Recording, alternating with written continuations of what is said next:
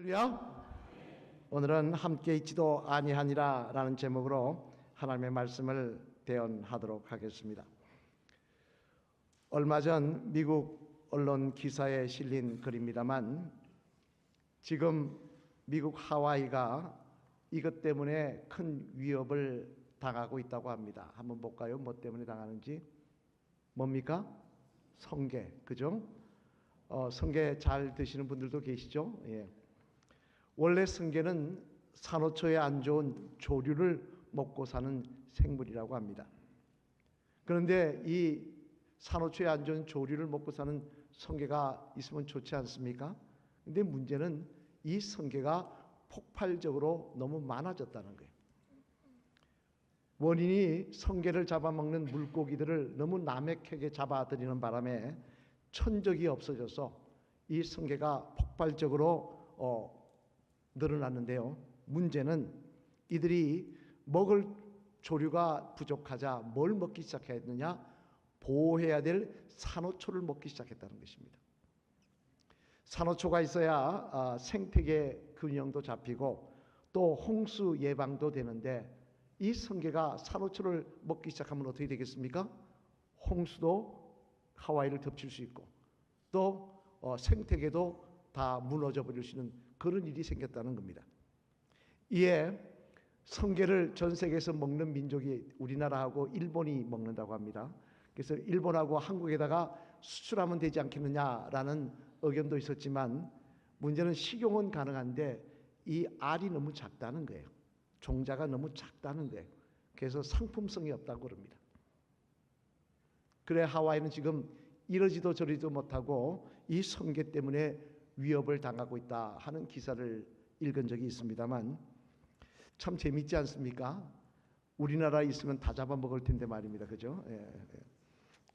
저는 이 글을 읽으면서 그런 생각을 해보았습니다. 그렇다면 우리 믿는 성도들에게 있어서 위협은 무엇일까? 우리를 위협하는 것이 무엇일까? 여러분 무엇이라고 생각하십니까? 어떤 분들은 이야기합니다. 우리의 성도들의 삶의 위협은 고난과 시련이라고. 물론 일시적으로 고난과 시련이 위협이 될 수는 있을 것입니다. 그러나 고난과 시련은 시간이 지날수록 우리들을 기도의 사람으로, 믿음의 사람으로 이끄는 힘이 그 안에 있더라는 거예요. 처음엔 어렵지만 시간이 지나니까 더 기도하게 되고 더 믿음으로 서게 되는 그런 힘이 고난과 시련에는 있더라는 거예요. 따라서 이것은 우리에게 진정한 위협이 되는 게 아닙니다. 그러면 무엇이 우리를 그토록 위협하느냐? 우리를 위협해서 하나님의 사람으로 서지 못하게 하시고 하나님 앞에 벌받는 인생으로 만들어가느냐? 그것은 마귀의 대표적인 무기인 유혹이라고 이야기할 수 있을 것입니다. 성적인 유혹, 돈의 유혹, 권력의 유혹, 혈기를 잘 부리는 등 내 본성대로 살게 만드는 유혹, 또 게으름의 유혹 등 이런 유혹들이 우리에게 찾아와 아무것도 아닌 것 같은데 그거는 것 때문에 우리가 넘어져서 하나님과의 관계가 악화되고 하나님 앞에 범죄하여 하나님의 벌을 받게 만들더라는 것입니다. 그래서 당장 이스라엘의 성군이라는 다윗만 해도 어떻습니까? 그가 한평생 믿음의 삶을 살다가 이 마귀의 유혹 앞에 한순간에 무너져 바세바와 간음하는 바람에 그의 집안에서 하나님의 칼이 떠나지 않는 그런 아픔을 겪었지 않습니까? 이처럼 유혹은 많은 하나님의 사람을 좌절하게 만들고 낭망하게 만들고 하나님 앞에 버림받게 만드는 그런 놀라운 마귀의 무기인 것이 사실입니다만, 그런데 오늘 본문 말씀에 보면 이런 마귀의 유혹 중 대표적인 유혹인 성적인 유혹을 믿음의 사람 요셉이 당하는 것을 볼 수 있는데, 오늘 본문 7절 말씀 앞을 보시며 한번 같이 읽어보시겠습니다. 시작. 그 후에 그의 주인의 아내가 요셉에게 눈짓하다가 동침하기를 청하니. 아멘. 무슨 이야기입니까? 요셉이 노예로 애굽에 팔려왔다가 보디발의 집에 팔려갔습니다. 그런데 팔려가서 보니 보디발의 아내라는 여인이 있는데 이 여인이 요셉에게 눈독을 들였다는 거예요. 그리고 뭐하냐? 너 나와 동침하자. 나와 하룻밤 자자. 그랬다는 거예요. 그것도 한 번 한 게 아닙니다. 10절에 보면 날마다라고 이야기하고 있습니다. 무슨 이야기입니까? 눈이 마주칠 때마다 유혹했다는 거예요. 한 집안에 사는데 눈이 마주칠 때마다 유혹했다는 거예요. 너 나와 살면, 내 마음 내가 하자는 대로 하면 내 너 뒤를 봐줄게. 너 보호해 줄게. 그러면 유혹했다는 거예요. 그럼 이때 요셉의 나이가 몇 살이냐? 성경학자들은 이야기하기를 한 28살 됐다고 합니다. 그럼 28이면 한창 결혼해야 될 나이 아닙니까? 성적으로 민감한 나이들 아닙니까? 유혹받기 쉬운 나이 아닙니까? 이 28살 난 요셉에게 40대 후반인 이 보디발의 아내가 끝없이 유혹하며 너 내 말 들으면 내가 잘해줄게. 그리고 눈짓했다는 것입니다만, 하지만 놀라운 사실은 요셉은 다윗과는 다르게 이 유혹에서 승리하더라는 것입니다. 그는 그 유혹에 넘어가지 않고 하나님의 사람으로 끝까지 믿음을 지키며 하나님의 사람의 모습을 간직함을 통하여 하나님께서 그를 뒤에 귀하게 쓰시는 계기 중에 하나가 되더라는 것입니다. 참 귀한 모습입니다만, 그러면 여러분, 요셉은 도대체 어떤 모습으로 이런 유혹, 마귀의 유혹을 이길 수 있었던 것일까요? 바라긴 오늘은 이 말씀을 통해 항상 마귀의 유혹 앞에 이렇게 놓여져 있는 우리 저와 여러분들, 어떤 유혹 앞에서도 넘어가지 않고 하나님의 백성으로 승리하며 하나님 앞에 존귀하게 쓰임받는 믿음의 백성들 되시기를 주님의 이름으로 간절히 축원을 드립니다. 그러면 요셉은 어떻게 그런 유혹을 이겨낼 수가 있었는가? 그 내용을 본문에서 살펴보면요, 첫째, 우리 한번 같이 읽어보시겠습니다. 시작. 요셉에게는 하나님의 말씀에 의지한 분명한 도덕적 결단이 있었기 때문이었습니다. 뭐가 있었다고요? 분명한 도덕적 결단. 뭐에 의지한? 하나님의 말씀에 의지한. 오늘 본문 9절 말씀 앞을 보시며 같이 한번 읽어보시겠습니다. 시작.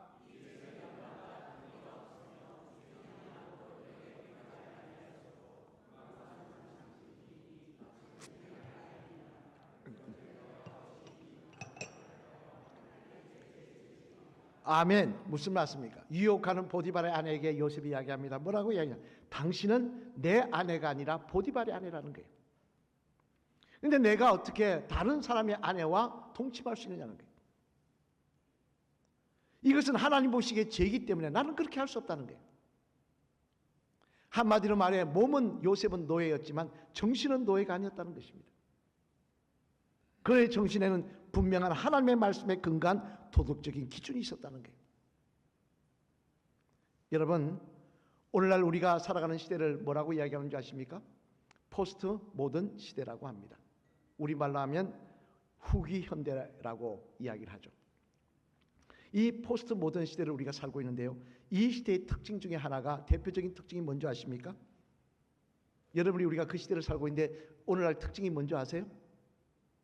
그건 바로 선과 악의 경계가 무너졌다는 것입니다. 과거에는요, 하나님을 믿는 사람이나 믿지 않는 사람이나 가치관은 별로 다르지 않았습니다. 누구에게나 간음은 죄라고 이야기하면, 간음하지 마시오 하면은 믿는 사람은 당연히 맞습니다, 아멘 하지만 믿지 않는 사람들도 아멘은 안 할지라도 그렇죠, 그렇게 하면 안 되지요 라고 이야기를 했습니다. 그런데 이 포스트 모던 시대에 들어서면서 어떻게 된 줄 아십니까? 사람들이 이제는 그게 죄라고 생각을 안 한다는 겁니다. 뭐라고 해야 하냐? 그게 왜 죄냐라고 묻는다는 거예요. 인간이 그 정도의 로맨스를 즐길 그런 특권도 없느냐라고 말한다는 거예요. 그리고 뭐라 그러냐? 너는 그걸 죄라고 생각할지 모르지만 나는 죄라고 생각 안 해. 너에겐 그게 잘못됐을지 모르지만 나는 그게 잘못됐다고 생각 안 해. 그렇게 이야기하면 죄가 아니라고 생각한다는 거예요. 이야기한다는 거예요. 심지어 얼마 전 미국의 잡지에 실린 통계를 보니까요, 미국 여성 가운데 50%가 결혼하기 전에 성적인 관계 갖는 거 그거 죄가 아니라고 얘기했다는 것입니다. 아마 모르긴 해도 우리나라에도 비공개로 비밀로 해주겠다고 이걸 물어보면 퍼센테이지가, 그 동의하는 퍼센테이지가 제가 아니라고 얘기하는 사람들이 많을 거라고 생각을 합니다만, 그러나 여러분, 이렇게 살다 보니까 그 결과가 무엇입니까? 지금도 꾸준히 늘어나고 있는 20세기의 흑사병, 에이즈가 그 결과 아닙니까? 하도 많다 보니까 이제 통계도 이야기를 안 해요. 이야기 안 한다고 이 에이즈가 없어진 겁니까? 아닙니다. 여전히 우리 앞에는 뭐 동호회 가서, 무슨 동호회 가서 무슨 일이 있었느니, 무슨 일이 했니, 동창끼리 무슨 일. 아무리 이러면 세상이 그래도요, 하나님이 죄라고 하면 죄인 것입니다. 하나님이 아니라 그러면 아닌 거예요. 하나님께서 그렇게 살면 망한다고 하시면, 그렇게 되면 소돔과 고모라처럼 된다면 아닌 거예요. 중세의 성자라고 불리는 십자가성 요한이라는 사람이 있습니다만, 이 영성학자들이 많이 연구하는 그런 인물인데요, 그분에게 한 번은 제자가 이야기했답니다. 유혹을 물리치는 비결이 도대체 무엇입니까? 라고 묻자 그분이 이렇게 대답했다는 겁니다. 첫째 대답은 뭐냐? 안 됩니다. 두 번째 대답은 뭐냐? 절대 안 됩니다. 셋째 대답은 뭐냐? 어떤 일이 있어도 안 됩니다 라고 대답하는 거라고 그랬습니다. 내가 생각해 보겠습니다가 아니라는 거예요. 안 된다는 거예요. 이건 당장 오늘 본문에 나오는 요셉만 하도 뭐라 그럽니까? 보디발의 아내가 유혹할 때 뭐라 그랬습니까? 생각해 보겠습니다. 내가 좀 고민해 보겠습니다. 그렇게 이야기했습니까? 아닙니다. 그런 이야기합니다. 이건 아닙니다. 이건 죄이기 때문에 나는 할 수 없습니다. 분명히 이야기하더라는 거예요. 그리고 그 자리를 피해버리더라는 거예요. 디모데후서 2장 21절 말씀해 보면요, 사도 바울은 분명히 이렇게 우리에게 말씀하십니다. 우리 디모데후서 2장 22절 말씀 앞을 보시며 같이 읽어보실까요? 시작. 또한 너는 청령의 정욕을 피하고 주를 깨끗한 마음으로 부르는 자들과 함께 의와 믿음과 사랑과 화평을 따르라. 아멘. 무슨 말씀입니까? 네가 성도라고 한다면, 네가 하나님의 자녀라고 한다면 그런 자리에 앉지도 말고 있었지도 말고 같이 있지도 말라는 거예요. 그리고 대신 믿음을 사모하며 하나님의 거룩한 사랑을 사모하는 믿음의 백성들과 함께하는 시간을 나누라는 거예요.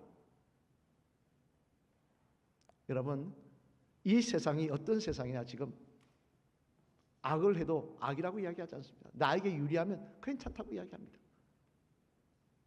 기준이 다 무너져 버렸어요. 그런 세상 우리가 살아가고 있습니다. 그러나 저와 여러분은 하나님의 자녀 아닙니까? 우리 믿음의 사람들 아닙니까?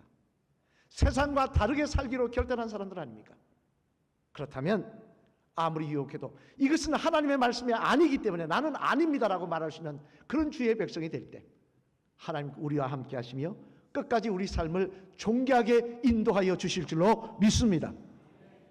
언제부터인가 이 모든 무유혹 앞에 무너져버린 이 세상이 그렇다고 남들이 그런다고 그런 게 아니라 나는 하나님의 사람이기 때문에 아닙니다라고 말할 수 있는 저와 여러분 되셔서 끝까지 주님 앞에 존귀하게 쓰임받는 믿음의 백성들 되시기를 주님의 이름으로 축원합니다. 둘째로 또 요셉이 이 유혹에서 승리할 수 있던 비결은 뭐냐? 같이 읽어보시겠습니다. 시작. 요셉에게는 마음과 생각에 하나님이 늘 계시는 영성관리에 성공하는 모습이 있었기 때문이었습니다. 뭐에 성공했다고요? 영성관리. 그의 마음과 생각에 하나님이 늘 계시게 하시는 영성관리에 성공했다는 거예요. 우리 다시 한번 오늘 보면 9절 말씀 앞을 보시며 같이 읽겠습니다. 시작. 이 집에는 나보다 큰 이가 없으며 주인이 아무것도 내게 금하지 아니하였어도 금한 것은 당신뿐이니 당신은 그의 아내임이라. 그런즉 내가 어찌 그 큰 악을 행하여 하나님께 죄를 지으리까. 아멘. 무슨 이야기입니까? 당신이 하나님의 아내, 당신이 다른 사람의 아내이기 때문에 내가 당신의 요구에 응할 수 없기도 하지만 또 하나 내가 응할 수 있는 이유는 뭐냐? 하나님이 보고 계신다는 거예요. 하나님이 지금 이 자리에 계신다는 거예요. 하나님이 내 마음에 계신다는 거예요. 하나님이 보고 계시기 때문에 나는 이 죄를 지을 수 없다는 거예요. 즉 요셉의 마음과 생각 속에 누가 늘 계셨다는 이야기입니까? 하나님이 계셨다는 이야기예요. 그런 영성관리에 하나님과 교제하는 그 영적 영성관리에 그런 성공했다는 거예요. 여러분, 아무리 성자라고 해도요, 아무리 믿음의 사람이라 하더라도요, 영성관리에 실패하면요 유혹에 넘어갈 수밖에 없어요. 마귀의 유혹에 넘어갈 수밖에 없습니다. 이런 당장 여러분 잘 아시는 앞에 말씀드린 다윗 왕만 해도 그렇지 않습니까? 다윗이 어떤 사람입니까? 믿음의 사람 아닙니까? 우리 한번 같이 읽어보실까요? 시편 5편 3절 말씀 앞을 보시면 같이 읽겠습니다. 시작. 여호와여 아침에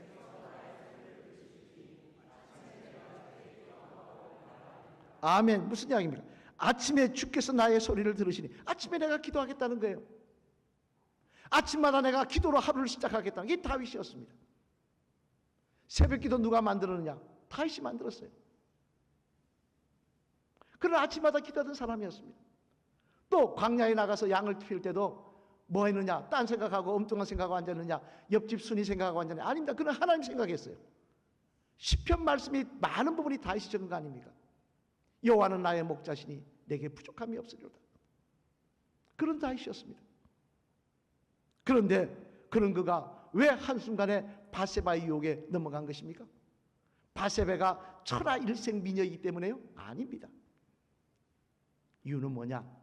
바세바가 유혹할 그 당시 다윗의 마음속에 그의 관심은 뭐에 있었냐? 어떻게 하면 다른 나라 왕처럼 왕비를 많이 두고 살까? 어떻게 하면 다른 나라 왕처럼 후궁을 많이 두고 살까? 이딴 생각하고 있었다는 거예요. 잘못된 생각이 가득하다 보니 바세바의 유혹에 넘어가 버리고 만 것입니다. 믿음의 사람인 다윗이. 다윗뿐만 아닙니다. 우리 한번 볼까요? 사진.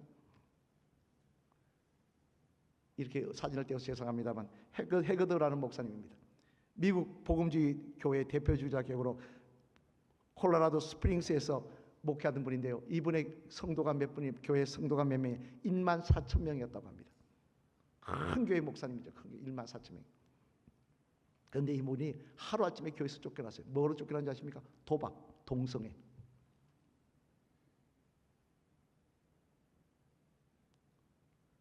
큰 교회 목사님이라고 넘어가지 않는 게 아니라는 거예요. 미국의 그런 같은 청교도들이 그들의 신앙 고백에서 이런 말을 했습니다. 게으른 마음은 사단의 공작실이다. 보통은 인간이 사탄에 의하여 유혹을 받지만 게으른 인간은 스스로 사탄의 유혹을 초래한다 그랬어요.